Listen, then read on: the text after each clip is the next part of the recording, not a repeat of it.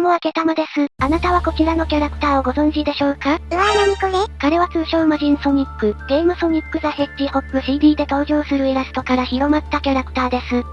ゲームに実際に登場するの？てっきりこの前のソニックみたいにネットミームみたいなものかと思っちゃった。まあミームとしても擦られているのでそちらでご存知の方も多いかもしれませんが、なんとなく見たことだけあるけど、結局こいつは何者なの？公式なの？そういった方も多いのではと思います。そこで今回はそんな謎に満ちた隠しコンテンツ魔人ソニックについて徹底解説していこうと思います。我々明けたまチャンネルではソニックがもっと面白くなるをテーマに、ソニック歴20年以上のオタクが、解説、考察、ゲーム実況など色々投稿しておりますので、ぜひチャンネル登録をお願いします。では早速見ていきましょう。冒頭でも軽く触れたように魔人ソニックはソニック・ザ・ヘッジホッグ CD で登場する隠し要素です。1993年セガから発売されたメガ CD 用アクションゲームソニック・ザ・ヘッジホッグ CD は、爆発的人気を博したソニック・ザ・ヘッジホッグ1、2に続いて発売されたシリーズ3作目のタイトルで、現在も活躍するキャラクターエミーやメタルソニックが初登場したり、オープニングとエンディングにアニメーションがついたりということもあってソニックファンとしては非常に印象深いタイトルになっています。アニメーションすごいね。絵も可愛い。最近でこそゲーム作品にオープニングアニメーションがついたりすることは珍しくなくなってきましたが、90年代でこのクオリティのアニメーションを見た当時のプレイヤーたちはテンションぶち上げだったでしょうね。アニメーションだけでなく旧作からさらに進化したアクションやゲームシステムに、当時のゲームキッズたちは文字通り熱狂していました。そんなソニック CD ですがインターネットの普及もまだ行き届いていない90年代前半、ゲーム内に隠されたある裏技の存在が雑誌などをはじめ徐々に広まっていきました。それはタイトル画面で下左右 A という隠しコマンドを入力することで、サウンドテストにアクセスできるというもの。まさに隠しコマンドって感じだね。少し余談ですがソニック CD はこのような隠しコマンドを入力することで起動する裏技がいくつか存在しています。例えば上下左右 B を押すと任意のステージから遊べるステージセレクト機能が使えたり、A ボタンを押しながら上下上を入力すると 2P コントローラーでタイトル画面の雲を動かしたりできます。遊び心たっぷり。こういうちょっとした隠し要素って楽しいですよね。隠された遊び心に当時のプレイヤーは興奮したことでしょう。サウンドテストも例外ではありませんでした。さらにサウンドテストは単に音楽が聴けるだけではなく、サウンドテスト内で特定の番号を入力することで、なんと隠しビジュアルが出現することが明らかとなりました。なにこれすごー。これらはソニック CD の開発マスターアップ直前に、余った容量で隠しビジュアルでも入れようということで導入されたものだそうです。隠し要素に隠された隠し要素、本当に遊び心に富んでますよね。ネットで調べれば一発でわかっちゃう今と違って一つ一つ曲番号を試してみるしかなかった時代だよね。そうですね。ネットの普及もまだ一般的ではない1993年、試行錯誤して隠しビジュアルを探す作業は当時のゲームキッズたちにはまるで宝探しのような時間。その中の一つ、FM46PCM12DA25 を押すことで見れる隠しビジュアルが、無邪気なキッズたちを震え上がらせました。その映像がこちら。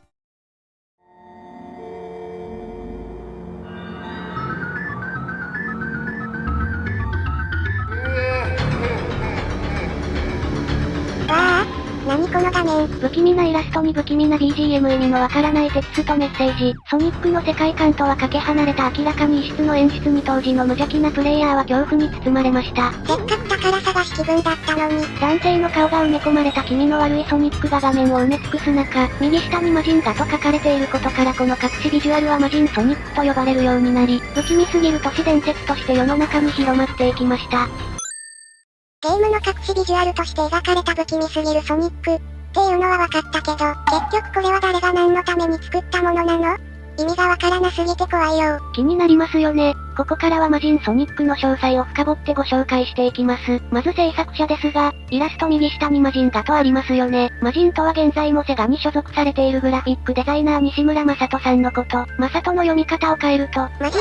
こと？そうですね。魔人は西村さんのハンドルネームになります。ちなみにこの隠しビジュアルを表示するためのコマンド FM46PCM12DA25 は、西村さんのお誕生日、昭和46年12月25日から引っ張ってきています。隠しコマンドお誕生日だった。またトリビアになりますが、このソニック CD ではゲーム中でソニックを3分間放置すると、I'm out here と告げソニックがステージから飛び降りる演出があります。それは聞いたことあるかも。勝手に身投げしてゲームオーバーになっちゃうっていういうのでこの演出もプレイヤーを驚かせたんだよね。もたもたしてると置いてくぜという感じでソニックらしい面白い演出ですよね。このI'm out hereというセリフは実は西村さんが声優を務めています。これ西村さんの声なの？ソニックが1アップした時のイエスという声も西村さんが担当されています。バリバリ演じてらっしゃる。当初はプロの声優さんに声を依頼する案もあったそうですが、セリフが少ないこともあって内部スタッフで対応しようという経緯で担当されたとのことですね。そうだったんだ。英語も流暢でかっこいいね。違和感なくていいですよね。そんなソニック CD に欠かせない存在だった魔人こと西村さん。なぜこんな隠しビジュアルを描いたのかについてご本人曰く、若気の至り、であり怖がらせる意図はなかったとのことです。いや怖すぎるよ。ちょっとしたいたずら心で描いたものだったとして、BGM もこんな不気味だなんて脅かす気満々だよ。BGM についてはちょっとした理由がありまして、まず冒頭でお見せした映像の後ろで流れていた不穏な BGM。これは北米版、PC 版ソニック CD のエッグ満線で流れるBGM なんですね。これ怖すぎるよこの BGM。一方で国内版の BGM はこれとは異なっています。その映像がこちら。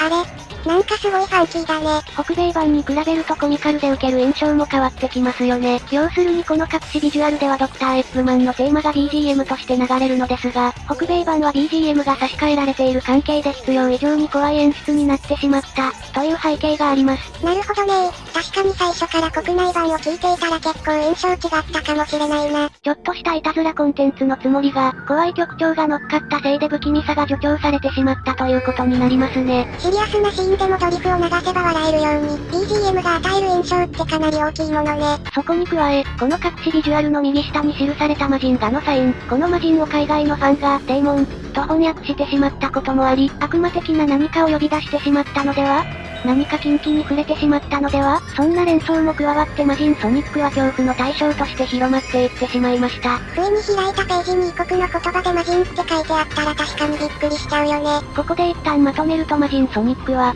隠し要素の中の隠し要素であったこと、北米版では BGM が怖すぎたこと、魔人がデーモンと誤訳されたこと、これらの要因が重なってしまったことで当初の西村さんが若気の至りと称した出来心から飛躍して、ソニックシリーズにおける恐怖のコンテンツとして特に海外を中心に都市伝説的に広まったということですね。なるほどね。偶然も重なっちゃった部分があるのかな。それにしたって北米版の BGM 怖すぎるよ。そこは確かにそう。ちなみに補足ですが魔人ソニックは蒸気から来るあくまで通称、であり、正式名称ではありません。もしかして西村さん命名の正式名称があったりするの？正式名称かどうかはわかりませんがこのイラストの真ん中に、楽しさ無限大セガエンタープライゼスと書いてありますよね。これは当時提供などで使われていたセガのキャッチフレーズなのですが、このテキストから西村さんはこのキャラを、楽しさ無限大ソニックと呼ぶことがあります。ビジュアルと名称がこんなに一致しないことある？でも楽しさ無限大ソニックもこんなに楽しそうですよ。それが怖いんだって。そんな魔人ソニックは都市伝説やミームとしてファンの間でどんどん認知度を増していくのですが、その中で一つの議論が巻き起こっていました。議論？それは魔人ソニックの口元が、頬骨の影なのか口ひげなのか問題。どっちでもいいよ。どっちでも良くないです。この頃にはファンからの注目度も高まってきていて魔人ソニックは一つのコンテンツとして人気を博していました。魔人ソニックを皆で楽しむ上でそれが頬骨の影か口ひげなのかは重要なテーマだったんです。思ったより大きい話になってきてた。そんな中2021年にソニック・ザ・ヘッジホップ公式ツイッターが投稿した一つのポストが大きな話題となりました。そのポストがこちら。この顔は、このポストは2021年のハロウィンイラストとして投稿されたもので、この彫りの深い顔面と人差し指を立てるポーズは孫うことなき魔人ソニックですね。まさかの公式逆輸入？もともと公式ゲームに盛り込まれてたので輸入も輸出もないのですが、注目すべきはこちら。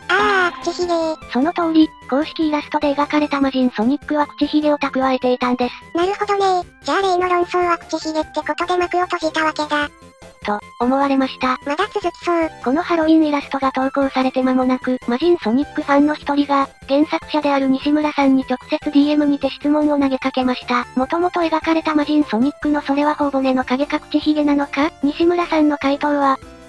頬骨の影でした。ヒゲじゃなかったー。そう、一時は口ヒゲで着地しかけたこの論争でしたが、原作者西村さんの意図としては頬骨の影が正解だったことが明らかとなったわけですね。原作者が言ってるなら間違いないよね。このポストをもって、長きにわたり続いた論争は一旦の終結を見せたということになります。とはいえ口ヒゲの方も公式によるポストですし、もしかしたら内部でやり取りがあった上での口ヒゲかもしれません。こっちが絶対正解、というよりは今後どちらのパターンが登場しても現代版として楽しめればなと思います。そういう意味ではどっちでも良いですね。一周回ってどっちでもよかった。そんな論争も巻き起こるくらいの人気となった魔人ソニック。近年では魔人ソニックの誕生日を聞き出した熱狂的なファンの方や、魔人さんがソニックの着ぐるみとのツーショットを投稿した際はそのポーズに歓喜したりと、ネット上で魔人ソニックに関する動きがあれば必ず話題になるほどの一大コンテンツとなっています。また海外の有名なリズムゲームフライデーナイトファンキンのモッドの一つとして魔人ソニックが登場するなどでも注目を集め、こちらで魔人ソニックのことを知ったという方も少なくないようです。言っ